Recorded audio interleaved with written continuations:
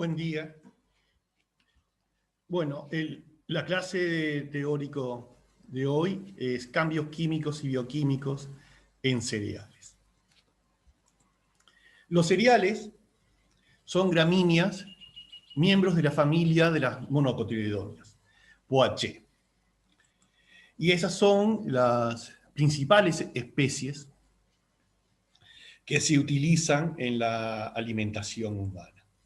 Entonces son cultivados por los componentes comestibles de su grano, que botánicamente es un tipo de fruto denominado cariópside, que es inseparable de la semilla y está integrado por el endospermo, el germen y el salvado.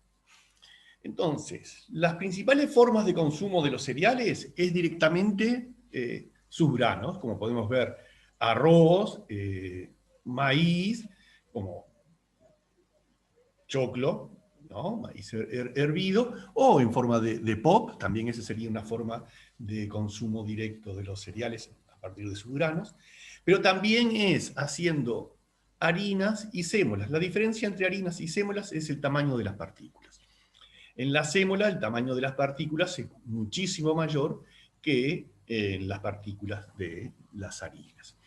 Y con ello se pueden elaborar toda una serie de alimentos que pueden ir de panes, tortas, las tortillas mexicanas, pastas, salsa blanca, polenta, muchísimos productos.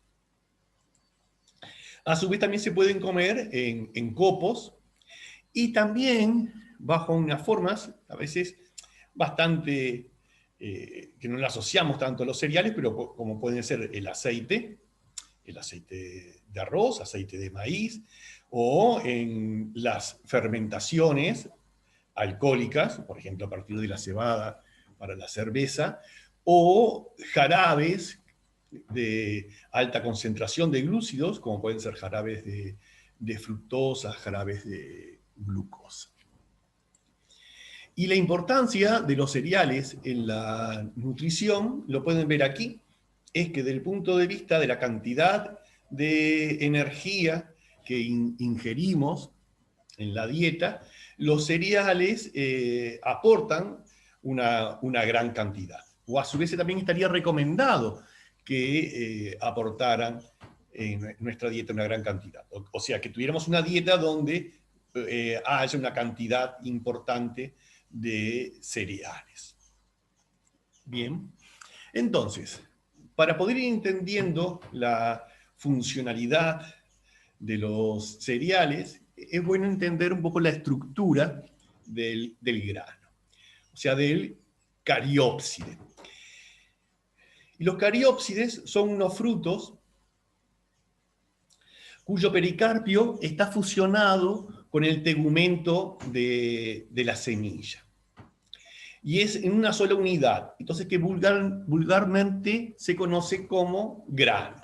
Entonces de afuera hacia adentro se puede observar distintas zonas. Entonces tenemos el pericarpio, que es la parte del fruto que recubre la semilla. Y que eso consiste en el ovario fecundado. Y en el pericarpio se pueden distinguir tres capas. El epicarpio, que normalmente es una capa delgada, coloreada, es coloreada porque tiene pigmentos, y que en el caso de los cariópsides, de los cereales, está endurecida, no suele ser leñosa, o sea que no tiene lignina. Está el mesocarpio, que suele estar constituido por muchas células grandes, y suele ser la parte más suculenta de las frutas. Pero en el caso de los cariópsides, no es así. Y el endocarpio puede bien tener una consistencia parecida a la del mesocarpio, o endurecerse mucho. En el caso de los cariópsides es que se endurece mucho. Y además tenemos tegumento o testa, que es la capa continua de grasa con pigmentos. Y una capa de aleurona que consta de uno o varios estratos de células de parénquima de forma cuadrangular y rectangular ricas en grasas y proteínas. Y ese conjunto es lo que después se conoce como salvado, cuando el cariópside, el grano de los cereales, es procesado y le es retirado una capa externa, sobre todo en el caso del trigo. Y aquí podemos ver que la parte del pericarpio y demás, lo que podría ser estrictamente el fruto, o la parte del fruto que no incluye las semillas, serían estas 4 capas externas. Bien, o sea, yo entiendo que a ustedes les puede resultar como un poco extraño hablar algo de fruto porque estamos más acostumbrados a pensar en un fruto como una manzana o una uva, entonces que tiene una parte suculenta, que es proporcionalmente muy grande y que incluye a su vez unas semillas. En el caso, por ejemplo, de duraznos, ahí también tenemos una parte suculenta y incluye una semilla, que es el carozo, que es de un volumen mucho más grande, pero tenemos una parte muy suculenta. Y en el caso de los granos de los cereales, que es el cariópside, el fruto incluye también a la semilla, pero acá ven que la semilla se lleva la mayor parte del volumen de ese fruto. Bueno. Y entonces, como les decía, este es el conjunto de todas estas capas que les enumeré, son el salvado. Y después tenemos el endospermo, que son células de parénquima, que son ricas en almidón. Y también tienen proteínas. Y el germen, que las dos principales partes del germen son el embrión y el escutelo, que es un tejido de reserva. Y que en realidad es la razón de ser del cariópside del fruto. Es decir, que su función biológica es transportar el germen y después tener los recursos para que el embrión germine y dé origen a una nueva planta. Esa es la estructura biológica de los cariópsides. Entonces acá podemos ver que en particular lo que estábamos viendo era el cariópside del trigo. Bien. Y entonces en una sección longitudinal de un grano de trigo se pueden ver las distintas capas que les enumeré. Ven aquí en la parte central del endospermo, lo que se puede ver es que hay muchos amiloplastos, o sea, gránulos de almidón, los pueden ver aquí. Entonces, es una de las características de los cariópsides de los cereales, que en el endospermo acumulan mucho almidón.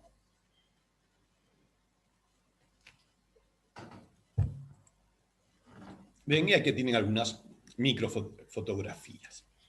Bien. Y acá podemos ver la estructura del cariópside del arroz.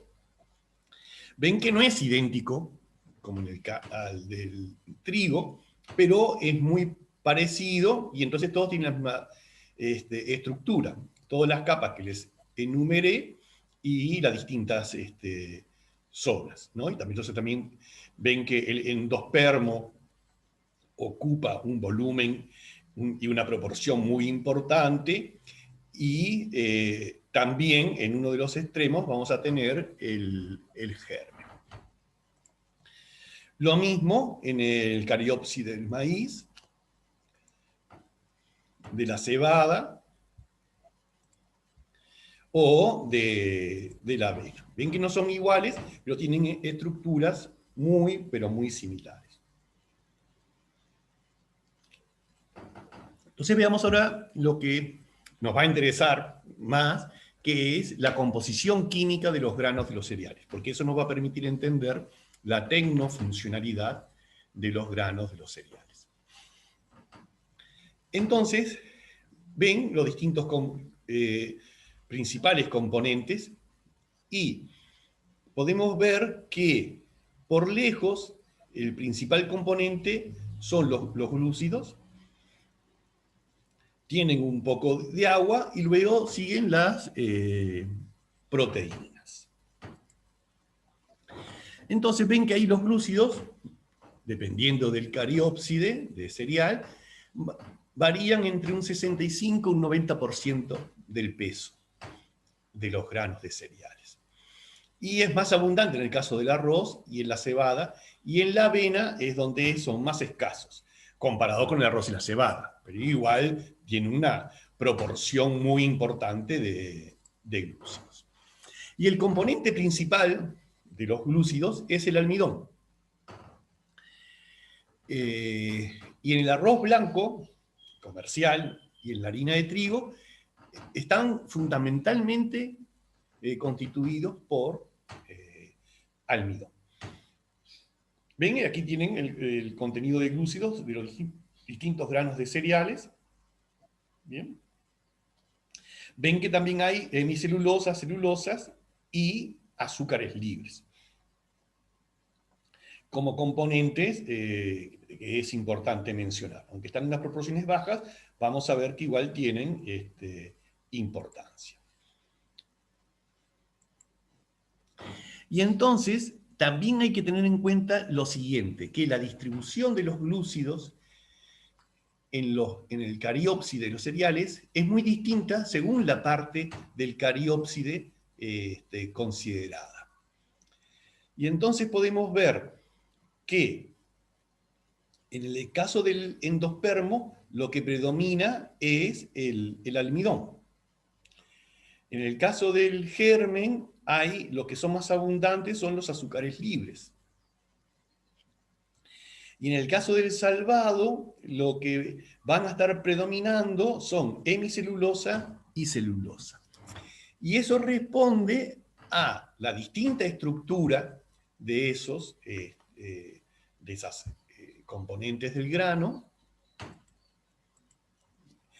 y además a la funcionalidad que tienen esas distintas zonas del grano. El endospermo, evidentemente, es una zona donde se acumula almidón como una reserva de energía, y a su vez es una reserva de energía para el desarrollo del germen, hasta que no tenga oportunidad de empezar a desarrollar la fotosíntesis y tenga entonces biosintetizar glucosa y tener entonces su fuente de energía.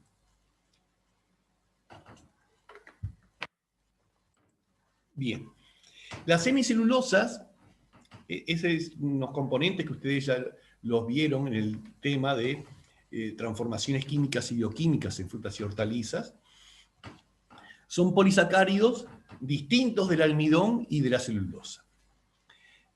Y son solubles en soluciones alcalinas concentradas. Y presentan de muchos tamaños y con composiciones químicas muy diferentes. Fíjense, estos son algunos de los componentes de las hemicelulosas. O sea, son polisacáridos, son heteropolisacáridos, o sea, están compuestos por distintas moléculas de glúcidos. Pero recordarán que forma parte del material de unión que mantiene junto a las células, o sea, en la que forman parte de la laminilla media, y además son constituyentes de las paredes celulares de los tejidos vegetales. Y como ya vimos, abundan más en las capas externas del grano, en lo que después técnicamente se conoce como salvado. Y otra característica importante de las semicelulosas es su dispersabilidad en agua. Bien, entonces, y con los azúcares libres contienen alrededor de 1 al 3%. No es mucho. Ven, acá tienen algunos que muestran las distintas partes del grano, y pueden ver que donde es más abundante los azúcares libres es en el germen, justamente porque el germen, cuando se desarrolle, va a precisar una gran cantidad de energía para la multiplicación celular. Entonces, es por ello que son más abundantes en ese lugar. Bien. Y el almidón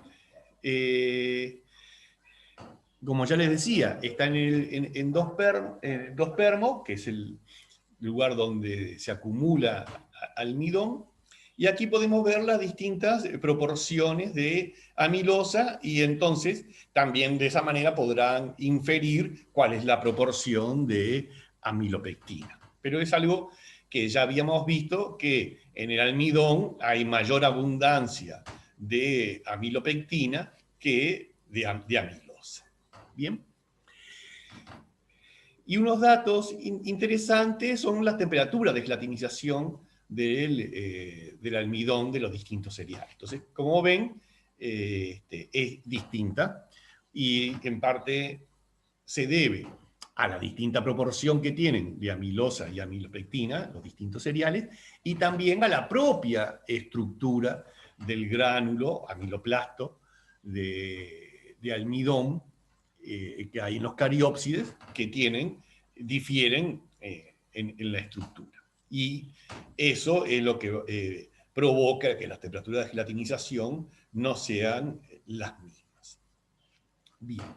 Las proteínas representan más o menos el 12% del peso del grano de trigo.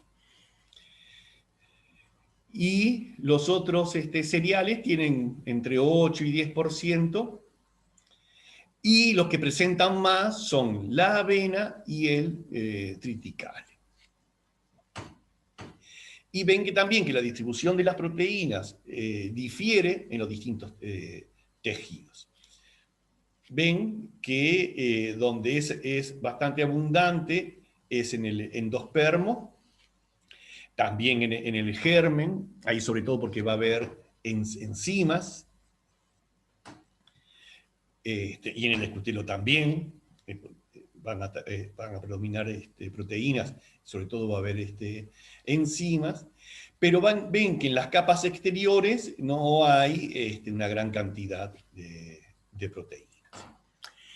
Y aquí podemos ver que las proteínas que están en el grano de cereal y en las distintas capas no son las mismas, ¿no? Como les comentaba, o sea, en el germen hay más enzimas, y en las otras capas son distintas las proteínas, ¿no? Porque al decir proteínas estamos diciéndolo en forma genérica, pero estructuralmente y secuencialmente son distintas proteínas las que están en las distintas capas. Y Osborne, un científico en 1895, como verán, son hace muchísimos años, clasificó a las proteínas vegetales por la forma de extraerlas y en que eran solubles. Y aún esta clasificación se sigue utilizando para clasificar las proteínas vegetales. Bien. Y entonces acá podemos ver que en base a esa clasificación, cuáles son las distintas fracciones proteicas que se encuentran en los granos de los cereales. Bien. Y los lípidos están en una baja proporción, no más del 4%, y sobre todo se encuentran en el tegumento y en el germen. Pero obviamente están presentes en todos los tejidos del grano, porque son componentes de las membranas celulares. Entonces, los lípidos de los cereales son principalmente triglicéridos y fosfolípidos, pero también se pueden encontrar mono y diglicéridos y alguna proporción muy baja de ácidos grasos libres. Y los lípidos se los suele clasificar como libres o ligados. Y eso se basa sobre todo en la solubilidad, en la forma de extraerlo. Entonces, si es soluble en un disolvente no polar, por ejemplo, éter de petróleo, o se puede extraer con éter de petróleo, se considera que es libre. Pero si para su extracción se necesita que el disolvente sea polar, se considera que está ligado.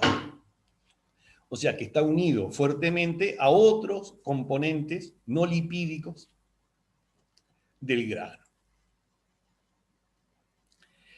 Y entonces, y hay otra fracción que si no se hace una hidrólisis previa, no se los puede liberar. Y esos son los que están enlazados principalmente con el almidón y son los que se denominados como lípidos por hidrólisis. Pero eso está basado, obviamente, en el método de extracción. Pero en el trigo son importantes para la panificación, eso hay que tenerlo en cuenta, mientras que en maíz y en el arroz, la principal importancia que tienen los lípidos es que se extraen como aceites comestibles. Y los minerales están en una proporción baja, pero son un aporte importante de oligoelementos a la dieta. Y se encuentran ubicados principalmente en las capas más externas, en el pericarpio y en la capa de aleurona. Mientras que en el endospermo el contenido es muy bajo. Entonces, eso también hay que tenerlo en cuenta, si los minerales se encuentran principalmente en las capas externas. Los más abundantes son fósforo y potasio, y después también tenemos algún aporte de magnesio, sodio y calcio. Y lo interesante es que el fósforo, parte del fósforo, está presente en los cereales, se encuentra combinado con el mioinositol. El mioinositol es este ciclo que vemos aquí, que es un alcohol cíclico de 6 carbonos, y forma el ácido fítico, ¿ven? Por uniones con fosfórico, del mioinositol con el fosfórico, forman el ácido fítico, y las sales del ácido fítico, que serían fitatos, se conocen como fitina. Sales de calcio y de magnesio se conocen como fitina. Y el fósforo de los fitatos de calcio y de magnesio es insoluble y es mal asimilado por el organismo humano. Y adicionalmente, esto también hay que tenerlo en cuenta, el ácido fítico se combina con numerosos iones, como por ejemplo ion calcio y ion magnesio, y disminuye drásticamente la asimilación de los mismos.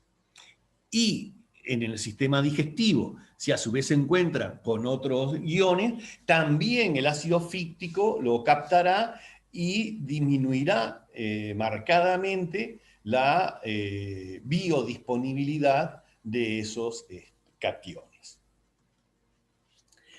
Y también en los cereales vamos a encontrar vitaminas, principalmente las del grupo B, excepto la cobalamina, ¿no? Que es la que tiene actividad de vitamina B12. Y las vitaminas se encuentran principalmente en el germen, obviamente porque ahí es por la función que tiene el germen y el escutelo. ¿Bien? Bueno, entonces veamos ahora la tecnofuncionalidad. Y los cereales ven que son muchísimos y vimos que los alimentos que se obtienen a partir de los cereales son muchos, pero le vamos a centrar la atención en el trigo y en particular en el pan. Entonces, para poder ir entendiendo algo de la tecnofuncionalidad, sin ver tecnología, veamos un poco de la tecnología de la panificación. Entonces, vamos a tener una primera etapa que es de mezclado y de la formación de la masa, que es importante. Y se forma una masa elástica y cohesiva, ¿no? Esto recordarán que elástico, eso lo tienen claro, es decir, que se deforma, pero puede recuperar parcialmente la forma original. Y cohesiva quiere decir que las estructuras de esa masa tienen fuerzas de interacción grandes y deformarla lleva un esfuerzo considerable. Y entonces tiene esas dos características, que es elástica, es decir, que se puede deformar, pero que a su vez es cohesiva. Es decir, que para poder deformarla hay que hacer un esfuerzo importante. Lo que veremos es estructuralmente, microestructuralmente, qué sucede en la masa para que tenga esas características. Y además, durante el mezclado y el amasado se incorpora aire, y esas burbujas de gas son la base de la estructura de la miga. Y además la temperatura de la masa debe controlarse, porque todas las reacciones químicas y bioquímicas están influenciadas por la temperatura, y en el proceso de panificación hay muchas transformaciones químicas y bioquímicas. Y aquí tenemos la fermentación, justamente, como una transformación bioquímica. La fermentación está producida por las levaduras que producen dióxido de carbono,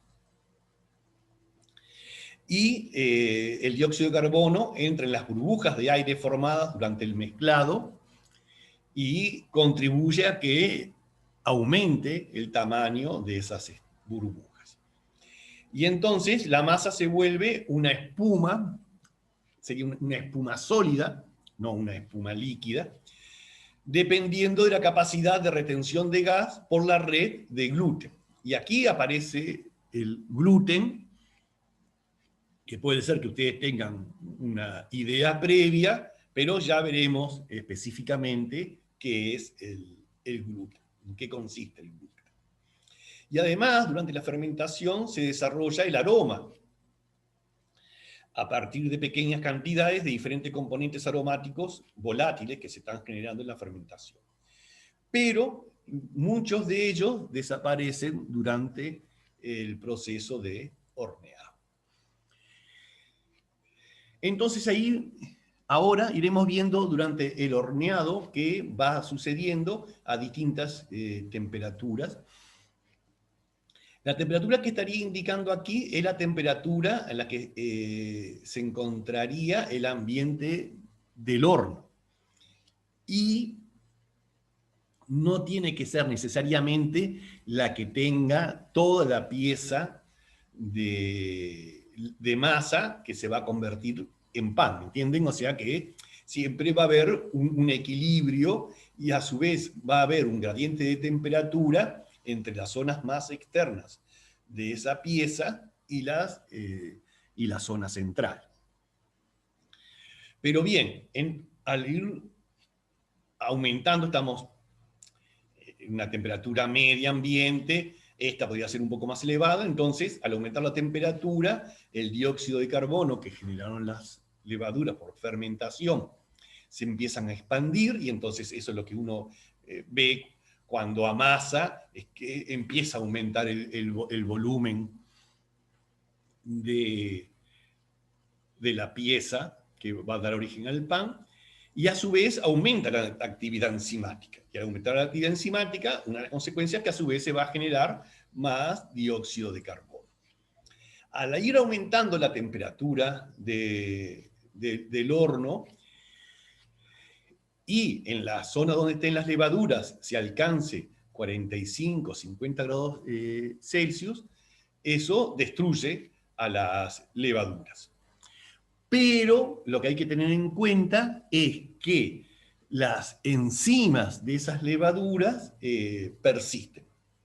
Entonces, si bien no tenemos un control metabólico, esas enzimas siguen activas, a pesar de haber llegado a esta temperatura. Y entonces, cuando se llega a 50, 60 grados Celsius en las zonas del pan, o sea, ahí vamos a tener una actividad enzimática mucho más intensa, y van a empezar a aparecer importantes cambios en la textura. ¿Por qué? Porque va a empezar a producirse la gelatinización del almidón, ¿no? Para eso lo que tendrían que ustedes es volver hacia atrás, ver cuál es la temperatura de gelatinización del almidón de trigo, y verían que entonces ya empezaría el proceso. Yo no les digo que ya haya ocurrido la gelatinización del almidón de la harina de trigo, pero sí estaría comenzando. Entonces estaría comenzando a hidratarse, por lo menos estaría comenzando a hidratarse los gránulos de almidón. Y al seguir aumentando la temperatura, ya vamos a tener unas temperaturas en que ya va a haber una desnaturalización de las enzimas, entonces la actividad enzimática va a cesar. Ya a esta temperatura estaríamos en el fin de gelatinización del almidón, es decir, el almidón estaría totalmente o casi totalmente gelatinizado, y entonces ya se habría formado lo que en la masa, lo que se entiende como miga. Entonces la masa ya se transformó en miga.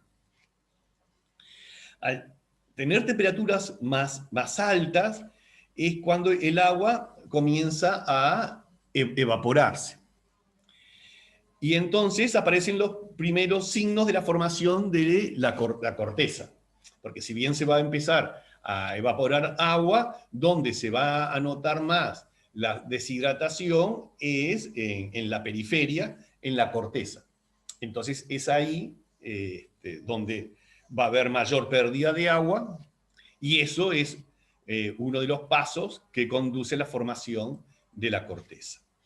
Si la temperatura sigue aumentando, la corteza comienza a formarse, y también empiezan a aparecer algunos formación de compuestos aromáticos, pero que ya no son los provenientes de la actividad de las levaduras, que además, como eran muy volátiles, dije que desaparecía. Entonces, ahora le pregunto a Seco, buen día Seco, que es la única que me está acompañando y se lo agradezco. Aprovecho y le pregunto, a ver, si hubiera más compañeros, estaría más repartido. ¿De dónde supone que podría provenir esta formación de compuestos aromáticos? ¿Se anima?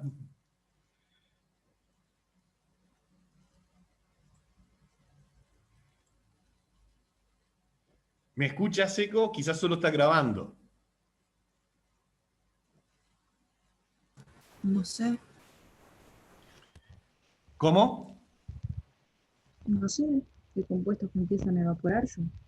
Claro, no, pero la formación de Lleva a altas compuestos temperaturas. aromáticos, ahí, ¿qué es lo que vamos a tener?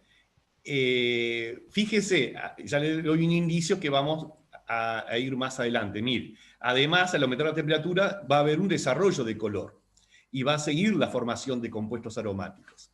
¿A qué asociaría de este desarrollo de color? ¿A qué se debería este desarrollo de color en la corteza del pan?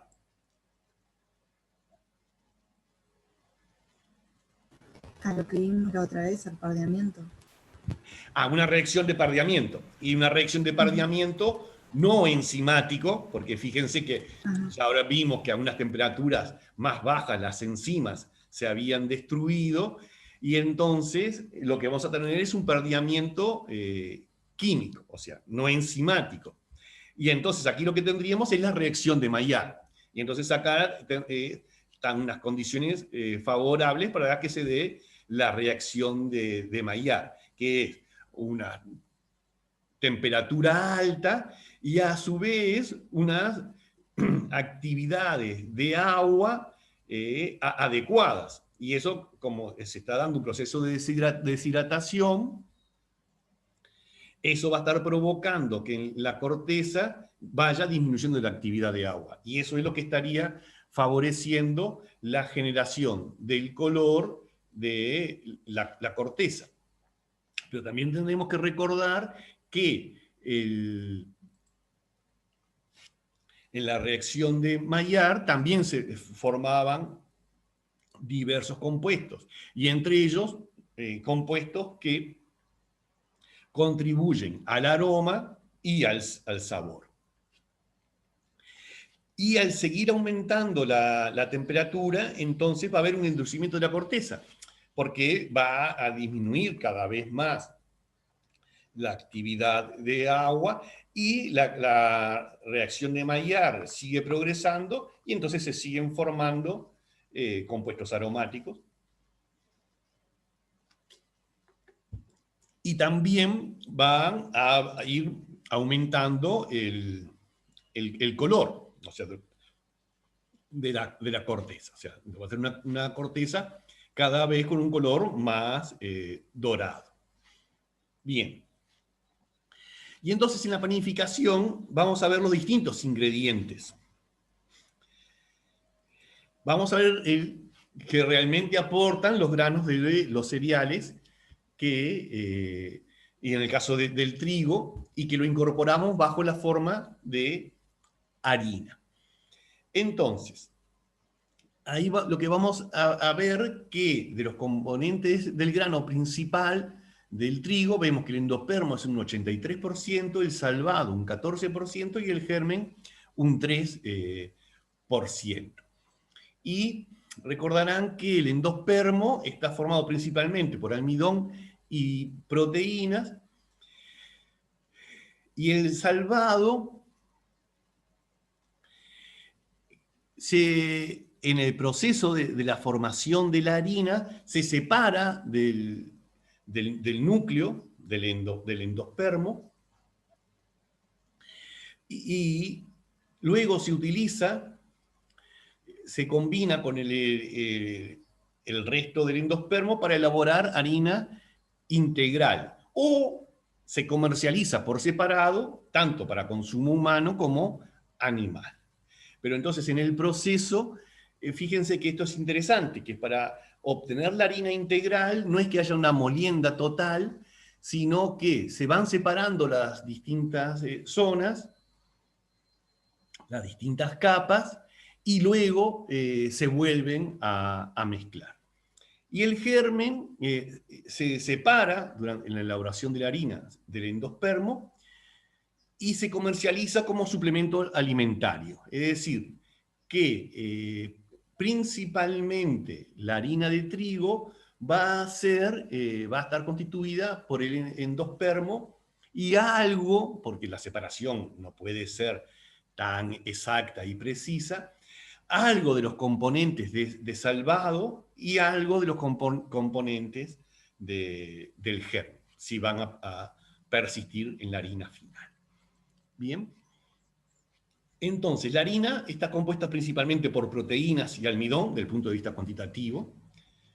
Y una característica muy interesante de la harina de trigo es que es única en su calidad panadera, es decir, para poder formar pan. Y eso va a depender de la calidad de las proteínas que tienen, o sea, de las características de las proteínas que tiene el trigo. Y es que esas proteínas pueden formar una red, que es el gluten. Y que ese gluten, esa red, es la que le da características riológicas muy particulares a la masa de pan.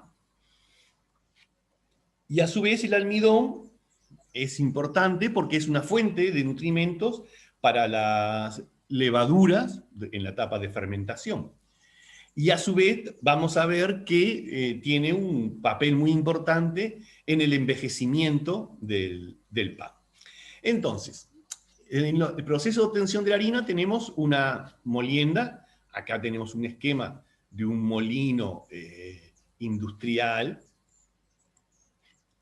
Y entonces el grano se convierte en harina, y entonces aquí lo que pueden ver es que hay distintos rodillos, generalmente es en la forma en que se muele con rodillos, y se van obteniendo distintos tamaños de partículas y van pasando por distintos tamices.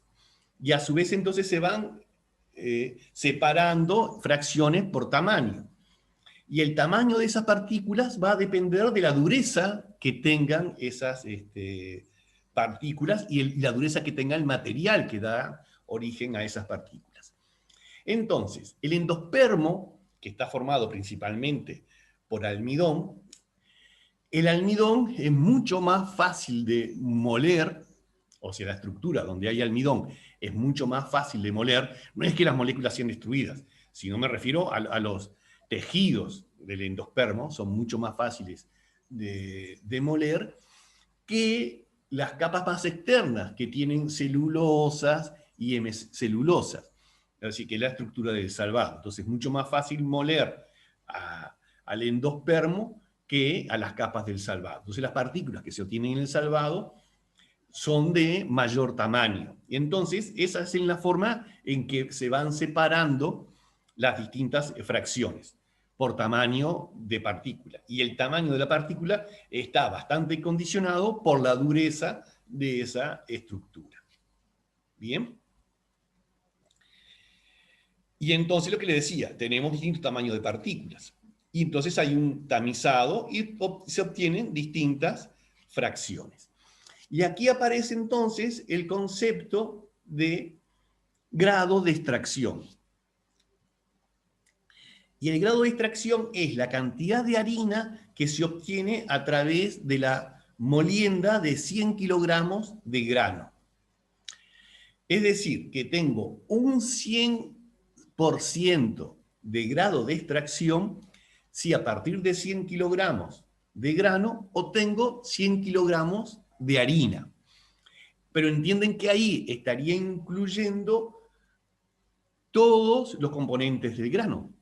O sea, el balance de masa sería que recuperé totalmente. Entonces, estarían todos los componentes del salvado, estarían todos los componentes del germen y estarían todos los componentes del endospermo. Bien. Ahora, en general lo que se tiene es distintos grados de extracción y no hay un grado de extracción del 100%.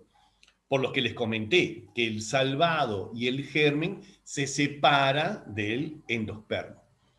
Entonces, ahí tenemos cuál es la composición de las harinas con distintos grados de extracción. ¿Ven?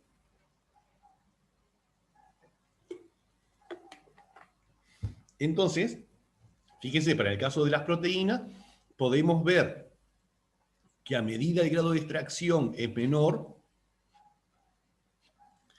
disminuye la proporción de proteínas, también disminuye la proporción de lípidos. Aquí vemos que disminuye la proporción de todo. Entonces uno puede pensar, uy, si disminuye la proporción de todo, pero está en proporción, ¿qué es lo que está aumentando? Bueno, veámoslo. Pero entienden, aquí les vuelvo a reiterar qué es lo que es el grado de extracción 85. Quiere decir que de 100 kilogramos de grano se obtuvieron 85 kilogramos de harina. Y algo fue descartado. En este caso podemos ver que entre germen y salvado que se descartaron unos 15%. Si el grado de extracción es de 80%, quiere decir que ha sido descartado entre salvado y germen un 20%. Bien, entonces, miren, acá en este gráfico podemos ver cómo la disminución de las proteínas se debe a que en las capas externas del grano, capa de leurona, disminuye el contenido de proteínas. Entonces va a disminuir el contenido de lisinitriptofano, que son algunos aminoácidos. Y así con los otros componentes. ¿Ven? Recordarán que los lípidos estaban principalmente en el germen, entonces al ser separado el germen, ven, a medida que hay mayor grado de extracción, la proporción de los lípidos cada vez va disminuyendo más. Ven que la disminución de fibra, que sería fibra alimentaria, entonces sería principalmente celulosa y hemicelulosa, a medida que el grado de extracción disminuye, tenemos menos proporción. Y bueno, ¿y eso por qué es? Porque a medida que el grado de extracción disminuye, quiere decir que se fue separando una mayor proporción del salvado.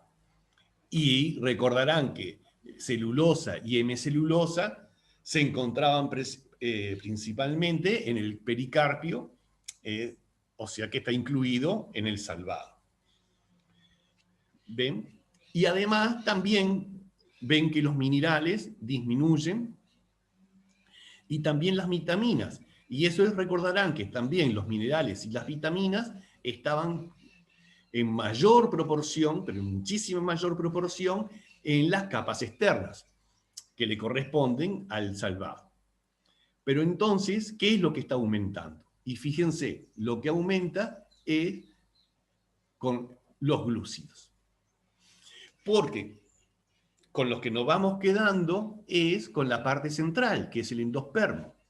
Y que el endospermo principalmente, si ven la composición de las tablas anteriores que hemos estado viendo, es almidón. Entonces, lo que se busca obtener de las harinas es el endospermo.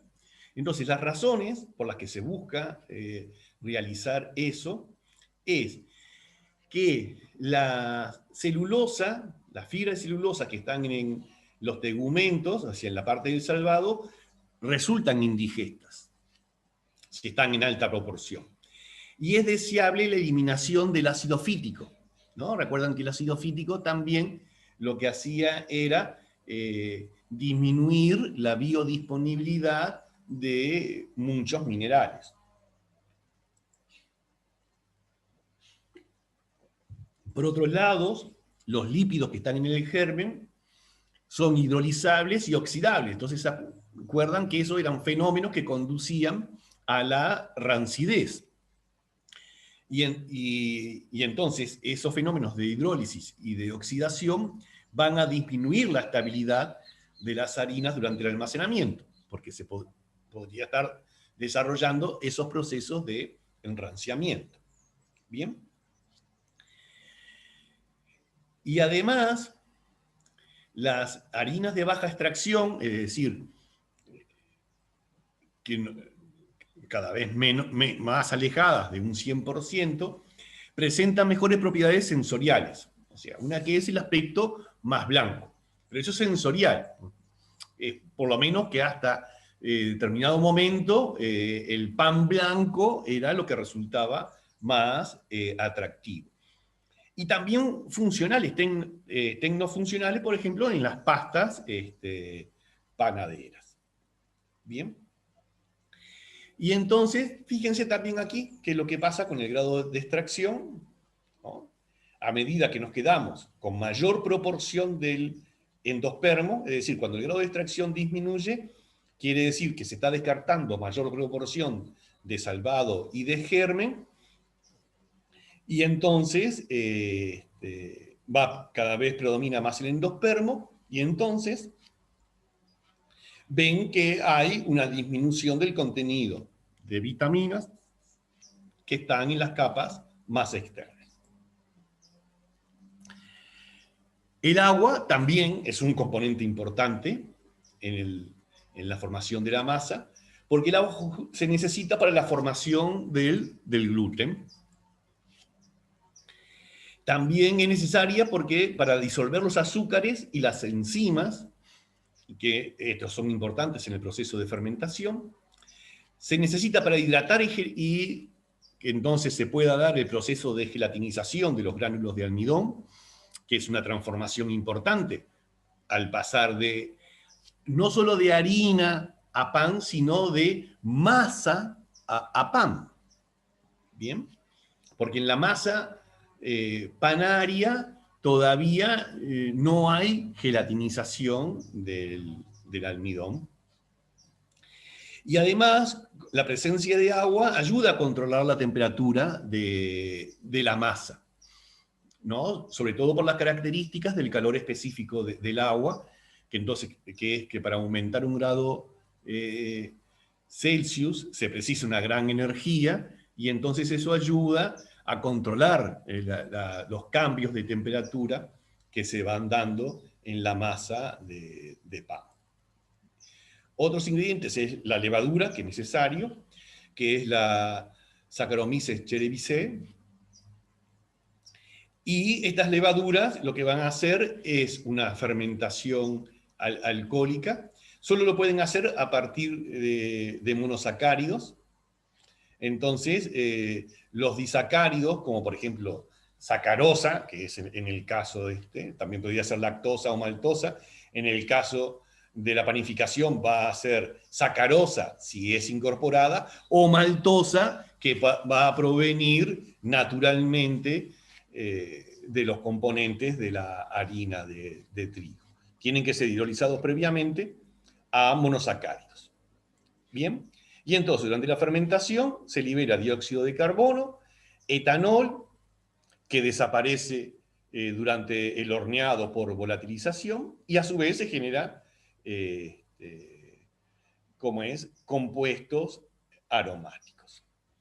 Y otros ingredientes menores son sal, azúcar, leche en polvo, grasas, emulsionantes y muchos más que son electivos, ¿no?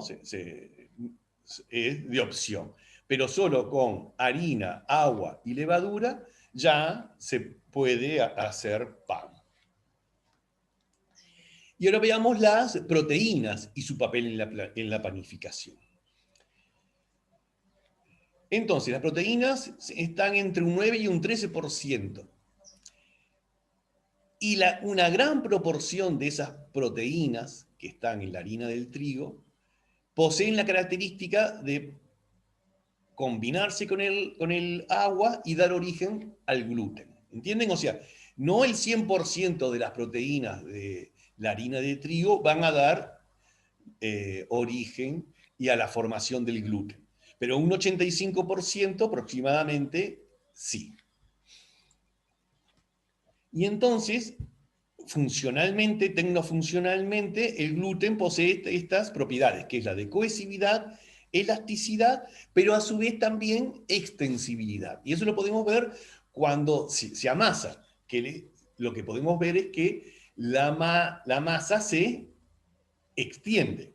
Entonces, es una combinación de una estructura muy particular donde, si bien la masa se puede extender, pero a su vez tiene un componente de elasticidad que hace que recupere parte de la forma original y que a su vez para extender y estirar es necesario aplicar una fuerza considerable y que eso es la cohesividad. Bien.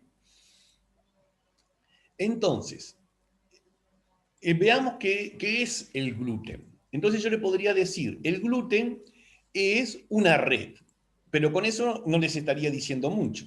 Y le puedo decir una red de proteínas, y no les sigo diciendo mucho. Entonces, creo que la mejor manera de entender el gluten es obtenerlo. Entonces, para obtenerlo se hace hacer una masa, ¿no? Es decir, mezclar harina de trigo con agua. Y en realidad ni siquiera tendríamos que utilizar, en este caso, la levadura. Para obtenerlo no sería necesario. Entonces lo mezclamos, harina, agua, le podemos poner un poco de sal, porque un poco estaría favoreciendo la formación de gluten, y amasamos. Amasamos hasta obtener una masa que sea elástica y cohesiva. Y una vez que se obtiene esa masa, pasaremos al lavado de la masa. Es decir, extraer lo que sea soluble con agua. Y principalmente, el principal componente de esa masa es almidón. Entonces, lavando esa masa en un chorro de agua, vamos a conseguir que nos vaya obteniendo una masa que es de una textura cada vez más fibrosa. Y eso es el gluten. Aquí lo que estaríamos obteniendo es una red de proteínas que, como se darán cuenta, es insoluble en agua,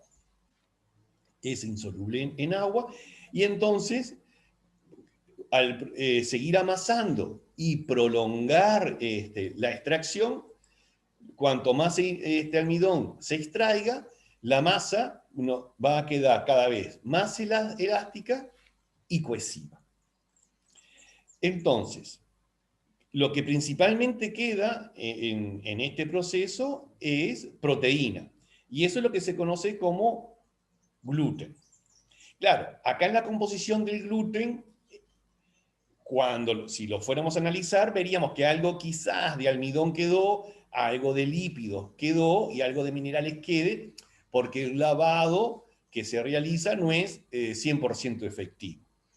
Aunque yo le diría que específicamente el gluten solo sería la red de proteínas. Lo que nos interesa del punto de vista estructural y tecnofuncional es que el gluten estrictamente es una red de proteínas. Y otra cosa es lo que el producto gluten. ¿Entienden? Bueno, entonces, en la formación del gluten, ¿qué es lo que pasa? Que hay gliadinas y gluteninas, que son unas proteínas que se encuentran en la harina, y principalmente en el endospermo. ¿Bien? Durante el amasado, como se le incorpora agua, las gluteninas y las gliadinas se denaturalizan por el trabajo mecánico que se hace en el amasado y se van hidratando, y ahí, durante ese trabajo mecánico, se van estableciendo uniones hidrófilas, hidrófobas y hasta enlaces disulfuro. ¿Bien? Entonces, ven, aquí tendríamos gliadina y glutenina, y durante el amasado se va a formar una masa y una red. Y entonces, ese esfuerzo mecánico provoca, sobre todo, la formación de los puentes disulfuro por los sulfidrilos de las cisteínas. Y entonces se van formando filamentos de gluten, cada vez más largos. ¿Entienden? Esas proteínas se van uniendo entre sí y se van formando filamentos más largos. ¿Ven? Aquí empiezan a interactuar entre sí, se forman unos filamentos, y fíjense, acá tenemos unos filamentos y después ya tenemos muchísima cantidad de filamentos, y a su vez todos estos filamentos y esta red tridimensional de filamentos es lo que le termina dando forma a la masa de pan. Y entonces es que durante el amasado también estas moléculas de proteína aumentan las interacciones, y entonces al aumentar las interacciones, el gluten se vuelve, entre comillas, más fuerte, o sea, más cohesivo. Y a su vez también más elástico, porque al haber más uniones también hay un mayor impulso a volver a la forma original. Y es esa estructura de la red de gluten que permite retener gas y obtener esta estructura esponjosa en la masa de pan, que es lo que le da esa característica particular, que es que no se puede obtener con otros cereales. Con centeno, que se puede llegar a formar algo de gluten, pero no tiene el pan que solo fuera hecho con harina de centeno, no tiene las mismas características que un pan. Muchas veces el pan de centeno en realidad se elabora mezclando harina de centeno con harina de trigo. Pero sí es cierto que solo con harina de centeno se podría obtener algo, pero que sería muy poco esponjoso. O sea que podríamos decir que esta característica de formar pan es propia de la harina de trigo. Y entonces, veamos cuáles son las proteínas que forman el gluten. Entonces tenemos las gliadinas, que en la clasificación de Osborne son prolaminas, es decir, que son solubles en etanol al 70%. Y son un grupo amplio de proteínas que tienen un tamaño medio de 40.000 Daltons y son de una cadena simple. Pero tienen una característica interesante que cuando están hidratadas, la estructura es extremadamente pegajosa. Es decir, que se provoca una gran interacción entre las distintas moléculas. ¿Bien? Y además forman puentes sulfidrilo, pero sobre todo intramoleculares. Y entonces originan un plegamiento de las cadenas y al hidratarse dan lugar a una masa con poca o nula resistencia a la extensión. Es decir, que es una masa muy extensible, muy fluida. Es viscosa, pero muy, muy fluida y muy, muy, muy, muy poco elástica. ¿Ven? Es decir, que fluye fácilmente. Y si solo hiciéramos una masa con gliadinas, que es lo que se ha hecho en este ejemplo, ven que es algo muy fluido, sumamente fluido. Se extiende muy fácilmente. Es fácilmente extensible, les reitero. ¿Bien? Ahora, las gluteninas, en la clasificación de Osborne, ¿no? Son solubles en soluciones alcalinas diluidas. Y como ven, ya son unidades de tamaño molecular mucho más grandes. Pero la estructura son cadenas ramificadas, las gliadinas. Tienen una estructura cuaternaria. Y entonces están constituidas por subunidades que están unidas a través de puentes disulfuro. Entonces, si bien esas subunidades de glutenina, estas, son parecidas a las gliadinas, y entonces, cuando se hidrata, y dan una masa que es muy cohesiva, es decir, muy tenaz, muy fuerte, y a su vez elástica. ¿Ven? Entonces, fíjense que a diferencia de lo que la gliadina, extenderla, estirarla, es bastante difícil y a su vez es elástica. Es decir, cuando se dé el esfuerzo, la masa recupera parte del volumen y de la forma original. ¿Ven? Entonces se puede estirar, pero al cesar el esfuerzo, es decir, volver hacia aquí, se estaría recuperando la forma original. Y entonces la glutenina es lo que le confiere a la masa panaria esa resistencia a la extensión, que es la cohesividad y la elasticidad. Entonces, las propiedades físicas del gluten, pero que está formado por las dos proteínas, este grupo de proteínas. Entonces, las gliadinas, que solamente tienen enlaces disulfuro intramoleculares, entonces le otorgan extensibilidad a la masa. Entonces la masa se estira sin cortarse. ¿Ven? O sea, se le puede hacer un esfuerzo, se estira, se estira, se estira, se extiende, se extiende, se extiende. Y las gluteninas, que forman enlaces disulfuro intermoleculares, le confieren elasticidad, o sea que la masa recupera su forma y el tamaño original. ¿Ven? Entonces, así es como se comportarían las gliadinas y así es como se comportan las gluteninas.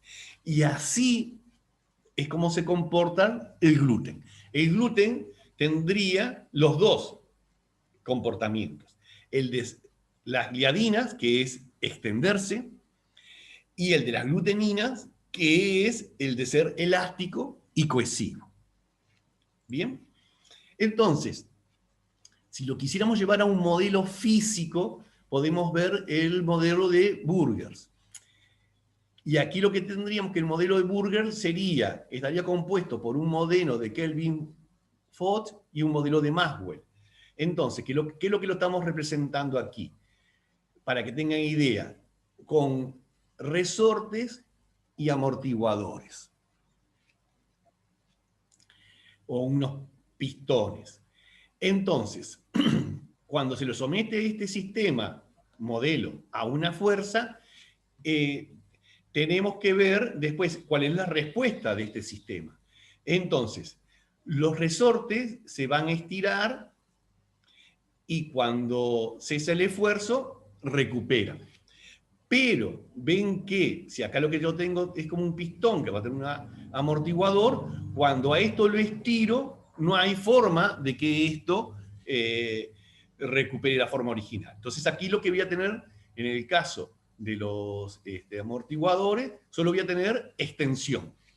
Y en el caso de los resortes, solo voy a tener elasticidad. Pero en la combinación de los dos, aquí esto estaría explicando este comportamiento del gluten, que es que en parte se estira y no recupera la forma original, el tamaño original, pero hay otra parte de la estructura de esa masa que sí se comporta como un resorte y recupera parte de la forma original. Y para poder a su vez deformar, la parte del resorte tiene cierta resistencia al estiramiento o al acortamiento. En cambio, la parte de amortiguador no, es fácilmente deformable.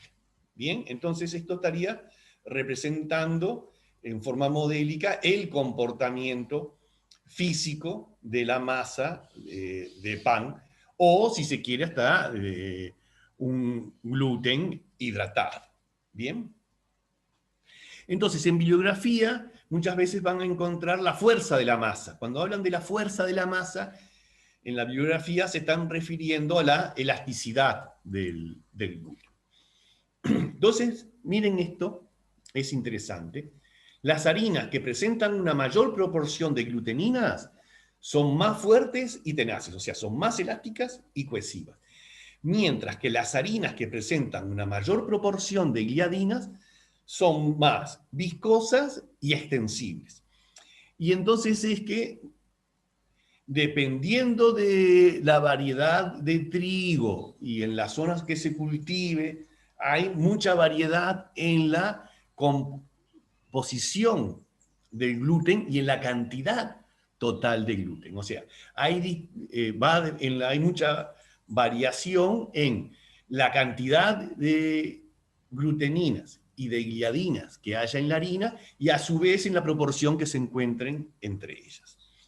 Entonces, cuando la proporción está cercana a un 50-50, no tiene que ser estrictamente un 50-50, pero si se acerca un 50-50, presentan como una fuerza media y son utilizadas para panadería, ¿no? O sea, que para hacer pan se precisa que la masa sea tanto elástica y cohesiva como también extensible.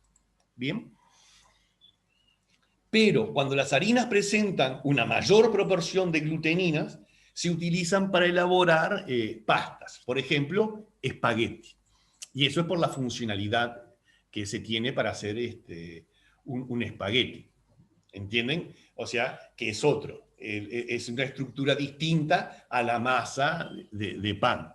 Y ahí sí, en la elaboración de la pasta, es mucho mejor que esa masa sea elástica y cohesiva.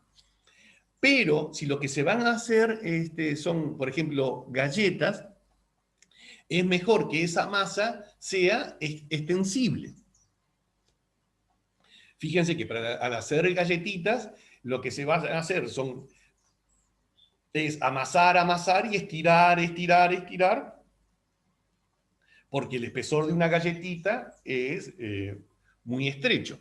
Entonces, para poder elaborar esas estructuras, es mucho mejor que la masa sea extensible.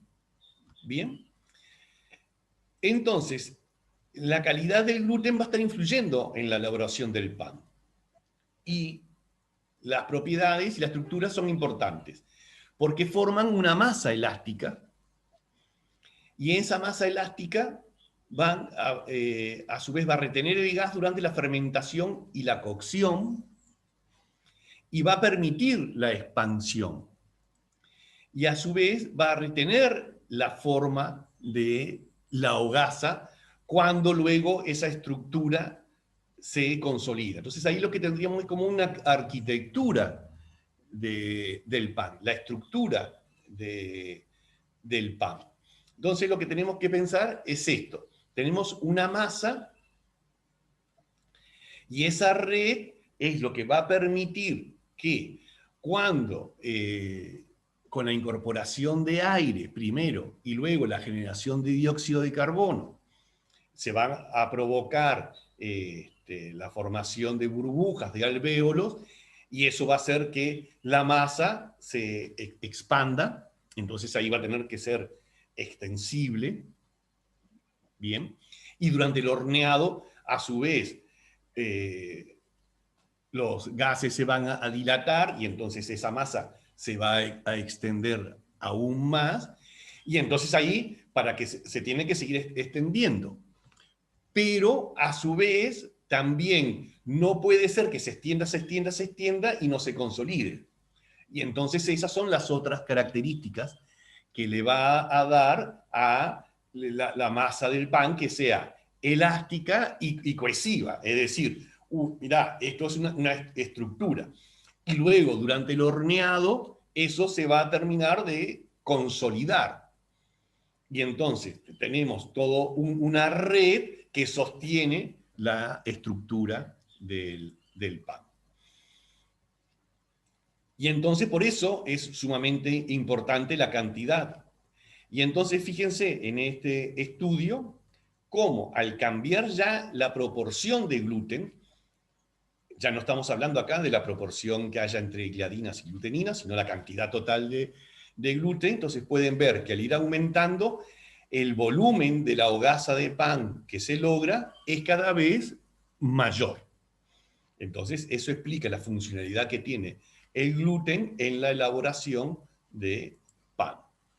Y aquí simplemente son microfotografías, es para que tengan una idea, pero aquí lo que pueden ver es la red, esa red que yo les decía. Bueno, acá están viendo la red, y aquí pueden ver una red de gluten donde ya los gránulos de almidón fueron eliminados. Es decir, esto sería como una microfotografía de la experiencia esa que yo les dije, de hacer un amasado y quedarnos solo con la red de gluten.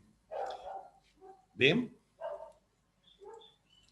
Pero aquí, ven, en esta microfotografía está muy interesante porque podemos ver los gránulos de almidón.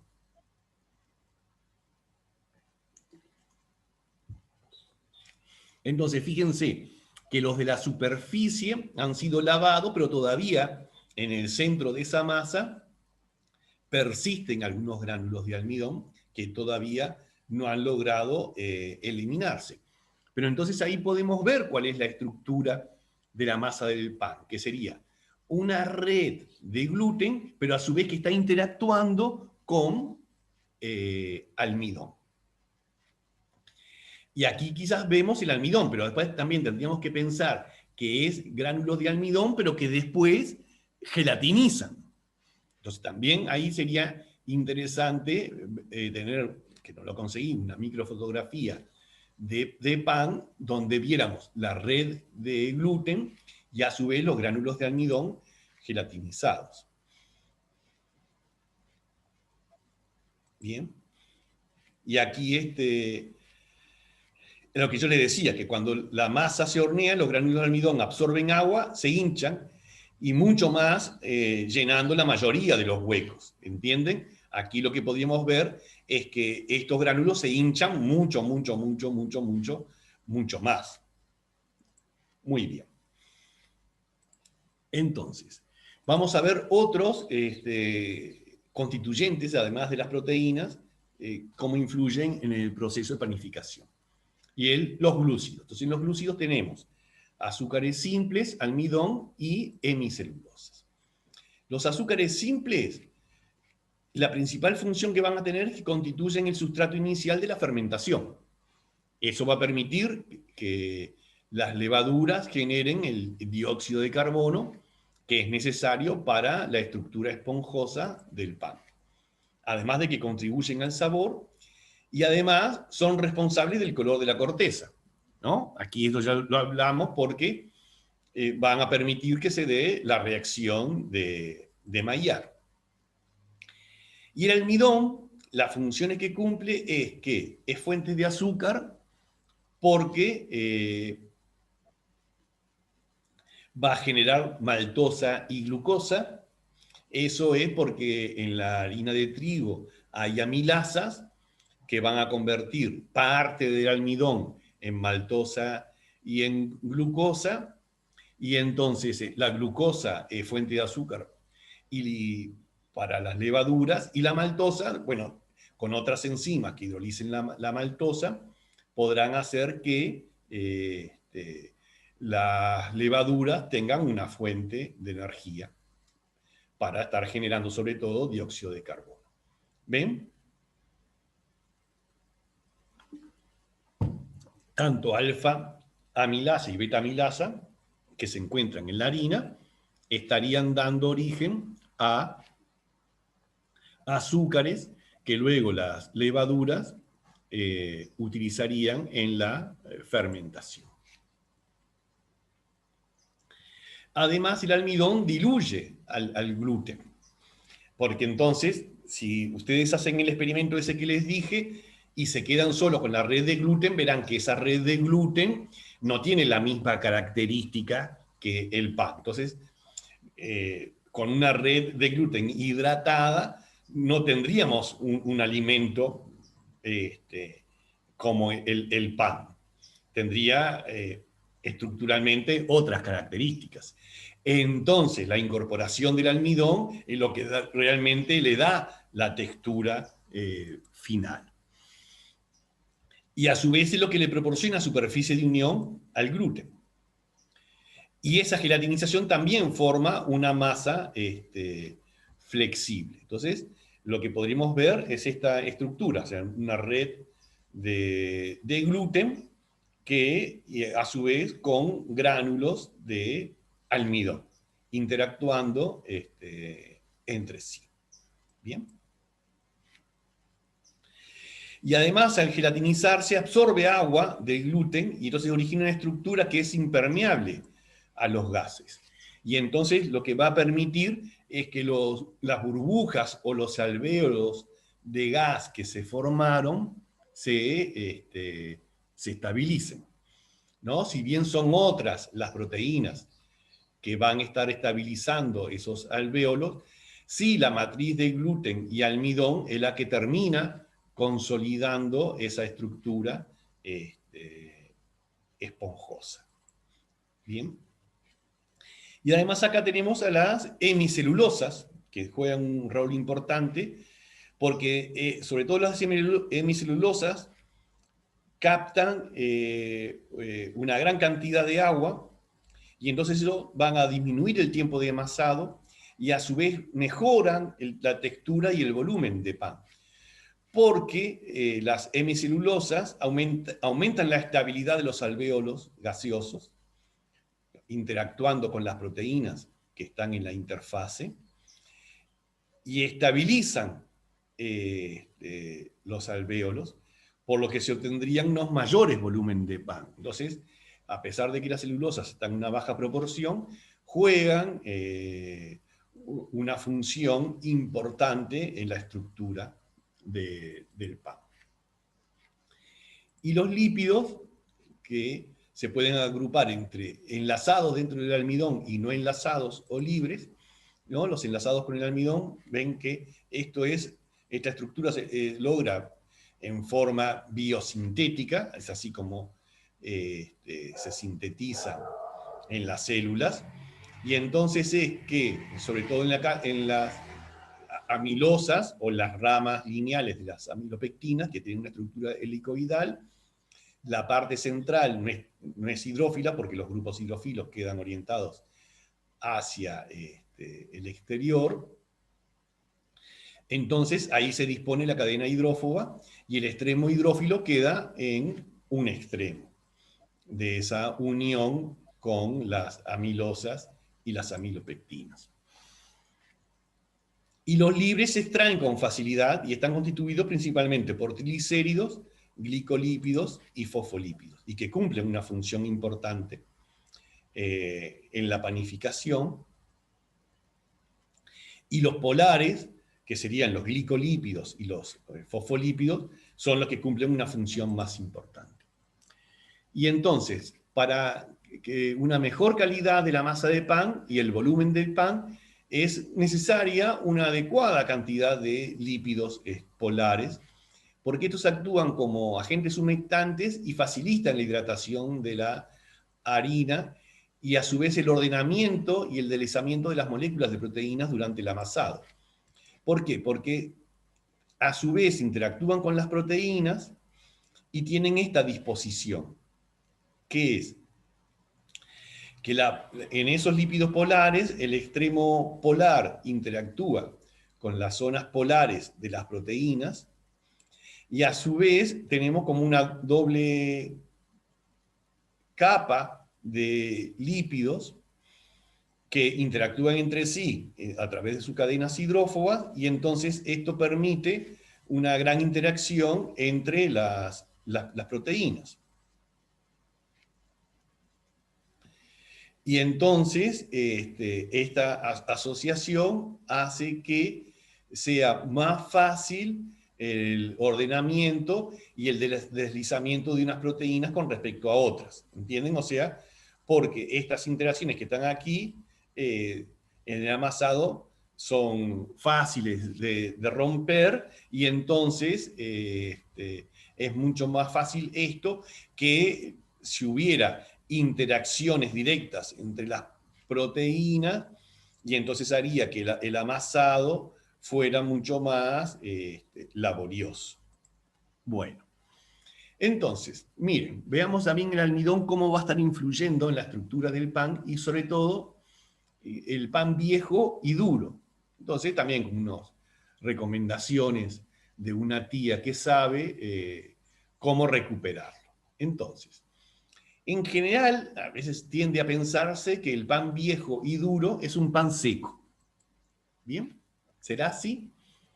Pero miren esto, una receta sencilla indica que calentar en el horno convencional o en el microondas, que puede hacer hasta más rápido, se recupera. ¿No? Y eso funciona. ¿No? Piensen que además hasta también podría ser el hecho de hacer tostadas, ¿no? Que ya sería un paso más. Pero el solo hecho de a un pan viejo y duro calentarlo hace que recupere por lo menos, no digo totalmente, pero una buena parte de las características originales.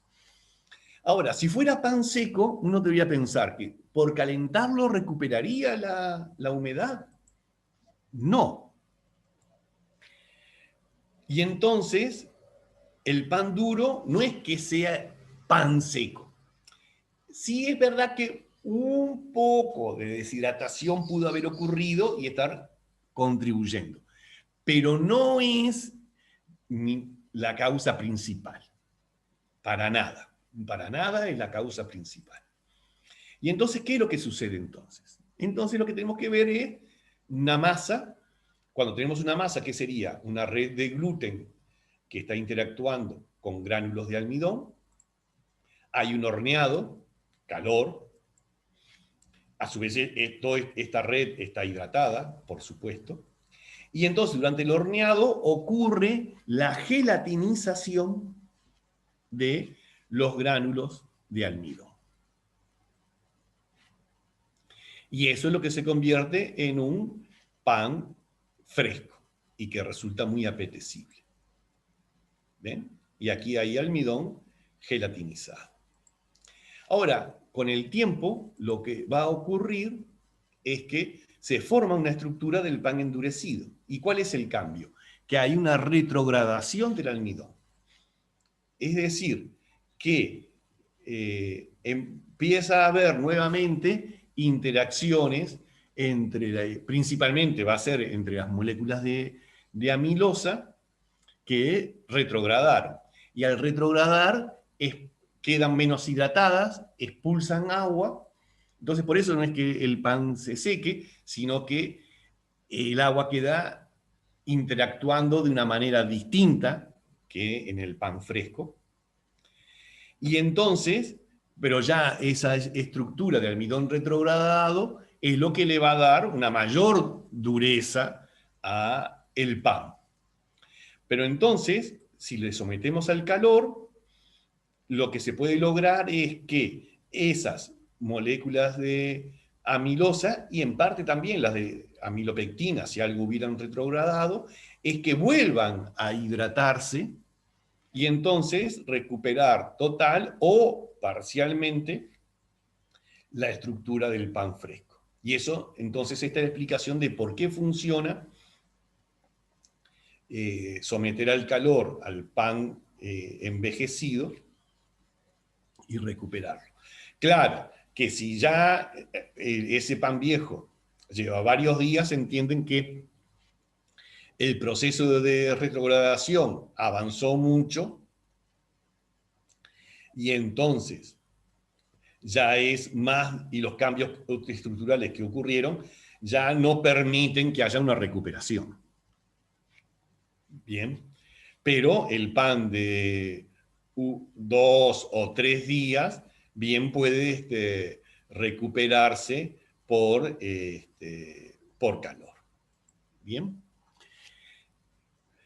Otra cosa interesante con las harinas de trigo es la tipificación comercial, que es por el tipo de ceros. Y en general, los consumidores asocian el número de ceros con una calidad de panadera. Pero eso en realidad no es así. Entonces, esto es lo que está establecido en el reglamento bromatológico para tipificar como de 1, 2, 3, 4 o 5 ceros a las harinas. Y eso está tipificado por niveles en la composición. ¿Ven? Que es la cantidad mínima que tienen que tener de proteínas, la humedad máxima que puede tener, que en todos los casos es la misma, la cantidad de cenizas, es decir, de minerales que puede tener, y a su vez otra característica que es la absorción de agua, o sea, la capacidad de absorber agua que tenga esa harina. Pero no establece nada en cuál es, fíjense, la cantidad de gluten que pueda tener y demás. Si bien dice una cantidad de proteína, no una cantidad de proteína indirectamente podría estar relacionado con el gluten, pero no todas las proteínas dan origen al gluten. Entonces, si uno mira esta composición, ¿no? Y ve este cuadro, decía, ¿dónde está la principal diferencia? Y yo la vería aquí en la composición de minerales. Y entonces, si vemos una distinta composición de minerales, es justamente lo que estaríamos viendo es que la proporción de minerales totales, entonces acá tendríamos cenizas totales, o sea, la suma de todos los minerales, vemos que cambia con la proporción del grado de extracción. Y a su vez, en el grado de extracción no solamente están cambiando los minerales, sino que también están cambiando las proteínas, los lípidos, y también hemicelulosas y celulosas. Entonces, la harina con más cero tiene menos minerales, ¿no? Eso se puede ver. La de cero, por ejemplo, la máxima cantidad es 0,873, y una de 5 ceros, la máxima cantidad que puede tener es de 0,460. Y entonces, recordarán que al tener un menor grado de extracción, lo que tenían menos eran de las capas externas y lo que hay es más endospermo. Es decir, entonces en una harina de más ceros, lo que hay es más endospermo. Y si hay más endospermo, lo que hay es más almidón. Y cuanto más endospermo tiene, también habíamos visto que eran más blancas. Entonces, en realidad, esta tipificación es lo que me estaría indicando, es el grado de extracción y casi le diría el hecho de que las proteínas sean cada vez más blancas. Por eso que le decía que en general al consumidor le apetece más las harinas más blancas. ¿Ven? Y entonces, con respecto a las proteínas, que representan alrededor del 12%, pero ven que están en las distintas zonas. Entonces, las proteínas del pericarpio, de las aleuronas y las del germen, no son las que contribuyen a la formación del gluten. Las que forman el gluten son las que están en el endospermo. Entonces, ven que una harina de 3,0 corresponde a la harina de trigo que se utiliza preferentemente en la elaboración de panes. Y además les diría que esta es una clasificación comercial, pero que se utiliza para la venta al minoreo. Es decir, que las empresas panificadoras o aún las panaderías no adquieren harinas en base al número de ceros, sino que adquieren harinas por otras características tecnofuncionales que el molino que se las vende les indica. Y entre ellas puede ser el contenido de gluten y a su vez otros comportamientos tecnofuncionales. ¿Entienden? Entonces, la cantidad de cero no establece, pero a nivel de uso doméstico se podría ver que la de 3,0 sería la mejor porque tiene un mayor contenido de proteínas. Y ustedes me dirían, ah, bueno, pero la de 2 ceros y un 0, la cantidad mínima podría ser 9, claro. Pero como aquí el grado de extracción es menor, perdón, es mayor, también van a estar incorporando proteínas que pueden provenir del germen o del salvado, que a su vez no contribuyen a la formación del gluten. Entonces, y con más ceros, ahí sí la proporción de proteínas sería un poco más baja, entonces ya ahí no habría tanta cantidad de gluten como para formar pan. Entonces, una harina de 4 ceros que es más refinada, o sea, con un menor grado de extracción y a su vez es más blanca, al tener menos cantidad de proteínas, la formación de gluten es menor, entonces sería más apropiada para usar en galletería o pastelería. ¿Bien? Ahora, miren esta pregunta, dice, que es otra de las cosas que está variando, que es, ¿por qué disminuye la absorción de agua al pasar del tipo 0 a 4 ceros? ¿No? Fíjense, porque después la diferencia entre 4 y 5 ceros en la categorización es igual. Pero ven que aquí hay una disminución de la absorción de agua. Y esa es otra funcionalidad que tienen las harinas. Miren. Entonces, aquí lo que debemos ver es lo siguiente.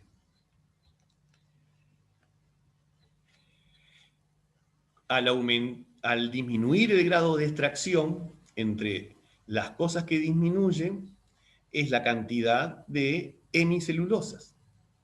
Y nosotros vimos que las hemicelulosas son uno de los componentes que tienen la mayor capacidad de absorción de agua.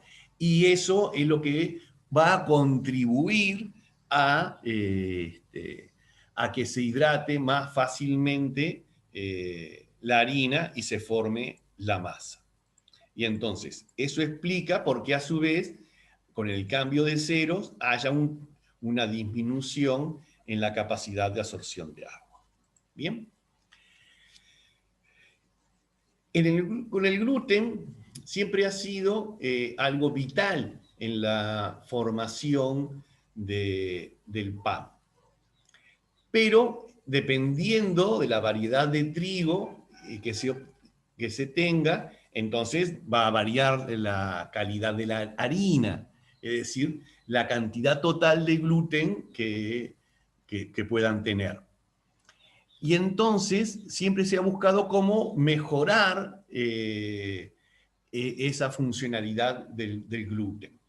Entonces, por un lado puede ser incorporar gluten extra. Dice, bueno, ¿de dónde saco ese gluten? Bueno, a partir de otras harinas se separan, como yo les mostré, pero industrialmente, y ese gluten después se comercializa y los panaderos e industriales se lo pueden incorporar a la harina que van a utilizar para hacer la masa, entonces hay una mayor proporción de gluten.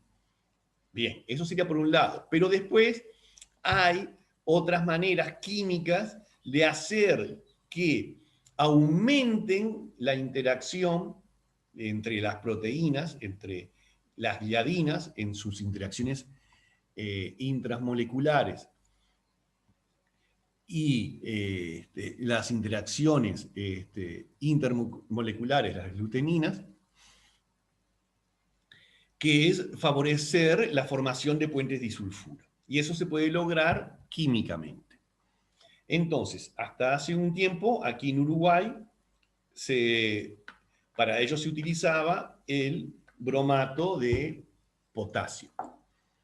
Y entonces, el mecanismo por el cual actúa el bromato de potasio es el siguiente. Tengo bromato de potasio y en la harina hay glutatión. Y tenemos glutatión bajo la forma reducida. Entonces, de esta manera, el bromato se transforma en bromuro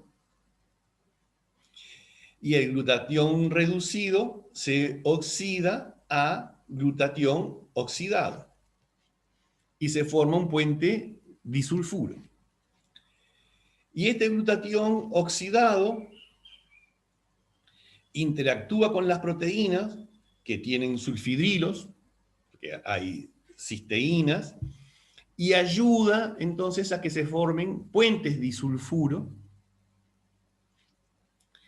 Y de esta manera se potencia la formación de puentes disulfuro. Y eso sería sobre todo, estaría aumentando la elasticidad y la cohesividad, y eso haría entonces, mejoraría la funcionalidad de ese gluten. Si bien no se aumenta la cantidad de gluten, sí se mejora la funcionalidad. Bien, porque se logra una mayor cantidad de formación de puentes disulfuro, que naturalmente, sin la incorporación del bromato de potasio, no se lograría. Bien, pero después, por unas cuestiones toxicológicas, más bien de accidentes en el consumo del bromato, es decir, que el bromato se confundía con otros componentes que había, como por ejemplo sacarosa, entonces hubo problemas de intoxicaciones laborales, ya no se permite el uso del bromato. Y en otras legislaciones no lo permiten, pero en otros países sí el bromato sigue siendo autorizado. La cuestión que en muchos lugares entonces ya el bromato de potasio no se utilizaba. Entonces, esta herramienta que existía para mejorar la funcionalidad del gluten se perdió, y eso hacía que entonces la calidad del pan que se estuviera elaborando estuviera comprometida. Entonces, se podía entonces buscar otros sustitutos, es decir, algo que pudiera cumplir la función de que se formaran puentes disulfuro.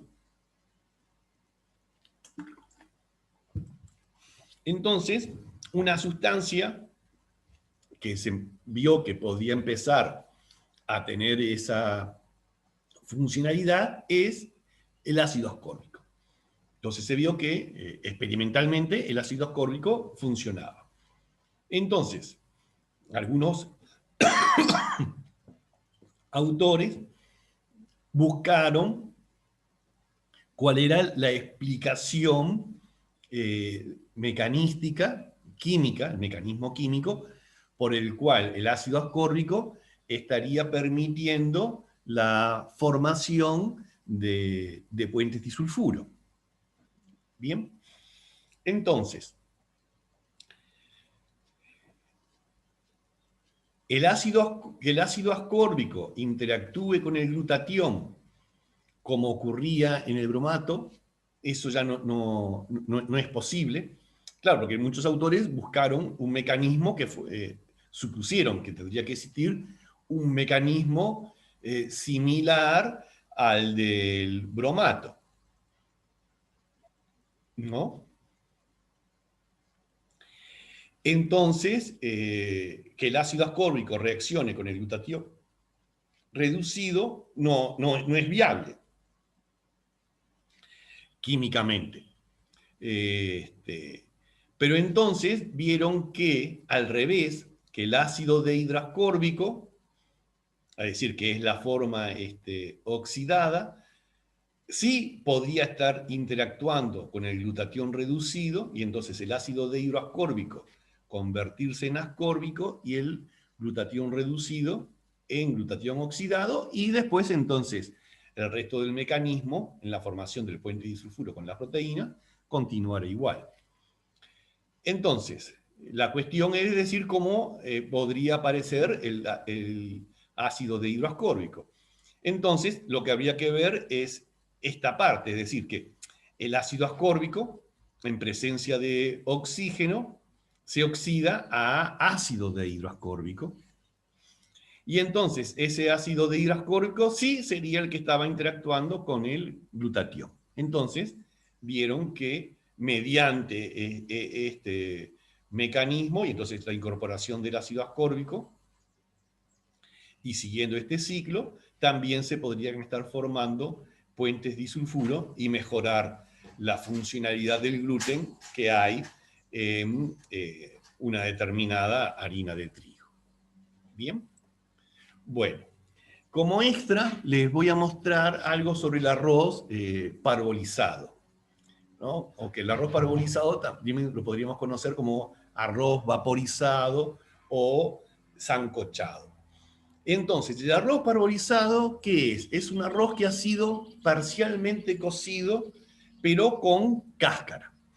Y esta es una tecnología que se desarrolló en la India, sobre todo para mejorar la calidad nutricional del arroz que consumían y que consumen los indios. Entonces, los tres pasos básicos del sancochado son el remojo, cocción al vapor y un secado. Y este proceso hace que el arroz sea más fácil de cocinar, de elaborar, y además mejora el perfil nutricional y modifica su textura. Pero el objetivo inicial del desarrollo de este proceso fue mejorar el perfil nutricional del arroz. Entonces, aquí hay un proceso de transferencia de componentes en el arroz parbolizado. Entonces, tenemos un arroz con cáscara, es decir, que todavía no se le ha quitado la cáscara al arroz, no se le ha quitado las capas externas. Es decir, no tenemos el arroz como acostumbramos consumirlo, es decir, que es el arroz pulido, sin las capas externas. ¿Bien? Entonces, ahí lo que vamos a tener es vitaminas y minerales que ustedes recordarán que estaban en las capas externas del grano de arroz. Bien, y que cuando se realiza el pelado, se realiza el pulido del arroz, y nos quedamos solo con la parte central, que es el endospermo, de ahí que entonces que el arroz se vea bien blanco, perdemos una buena cantidad de vitaminas y minerales que es interesante y necesarias tenerlas. Bien, entonces, si esos granos de arroz, aún con la cáscara, se cocieran en agua caliente, los nutrimentos se disolverían y se desplazarían fuera del salvado. Bien, pero en ese proceso, además del remojo que tienen los granos de arroz, para que los nutrimentos migren hacia el grano, hacia el centro del grano, se utiliza vapor caliente y aire a elevada presión. Y entonces eso hace que la difusión de los nutrimentos sea en sentido contrario, o sea, fuerzan a que los nutrimentos difundan hacia las capas más internas. Bien, y entonces el arroz sancochado posee un 80% de los nutrimentos del arroz integral, porque ahora estos componentes de vitaminas y minerales migraron hacia las capas más externas. Entonces, cuando el salvado sea eliminado, no habrá una gran pérdida de vitaminas, o sea, la pérdida de vitaminas y minerales será mucho menor. Entonces, en eso consiste el proceso de elaboración del arroz parbolizado y en las características que tiene. Y entonces, en el arroz parbolizado, el almidón de los granos parabolizados gelatiniza y retrograda después del enfriamiento. ¿Entienden? O sea, por el proceso hay una gelatinización o una gelatinización parcial, o por lo menos de las primeras, de los gránulos de almidón que están en la periferia del endospermo, ¿no? Y eso principalmente las moléculas de amilosa. Y entonces, pero en la retrogradación, las moléculas de amilosa se vuelven a asociar entre sí y entonces forman una estructura como mucho más compacta. Y eso hace que esos granos sean más duros. Pero este arroz parabolizado tarda menos tiempo en cocinarse. ¿Por qué? Porque ya parte de los gránulos de almidón de ese endospermo ha sido gelatinizado. Entonces tendríamos parte de ese almidón pre-gelatinizado. Y eso va a facilitar el proceso de hidratación y eso va a facilitar todo el proceso de gelatinización que implica la cocción de un grano de arroz. Entonces, son granos de arroz que se cuecen más fácilmente. Y a su vez, como las amilosas están interactuando entre sí, se van a estar liberando menos y entonces va a resultar un arroz menos pegajoso, porque a su vez se van a estar, como vimos en el tema de integración, liberando menos moléculas de amilopectina, que son las que están provocando ese efecto de pegado. Bien, miren, entonces acá una pregunta. ¿Por qué suponen que el arroz parbolizado es de color amarillo? Porque vieron que una de las características es que el arroz parbolizado tiene un ligero tono amarillo, es distinto al tono blanco. Entonces, ahí claro, pueden pensar muchas cosas, pueden pensar reacciones de pardeamiento, lo podrían estar asociando, pero yo ya les digo, no son ningunas. Pero sí lo que podrían ver es que los granos originales de arroz, no sé si los han visto, pero quizás también han visto granos de trigo y vieron que tienen un color dorado, un color entre amarillento y amarronado. También pueden ver que los granos de cereales como el maíz también tienen un color anaranjado intenso. Y si vieran los otros granos de cereales, también verían, y que no estén, que le hayan quitado las capas externas, verán que también tiene un color similar. Entonces, ese color es debido a que hay un pigmento. ¿Y qué pigmentos son? Son pigmentos carotenoides. Y en el proceso de elaboración del arroz parbolizado, vieron que hay una migración de los componentes de las capas externas hacia el interior del grano. Pero además de migrar vitaminas y minerales, también van a migrar parte de los pigmentos que le dan color a las capas externas. De ahí que entonces el arroz parbolizado tenga esa ligera coloración amarillenta. Bien, bueno, aquí tienen la bibliografía. Y bueno, podríamos ya dar por finalizada aquí la clase.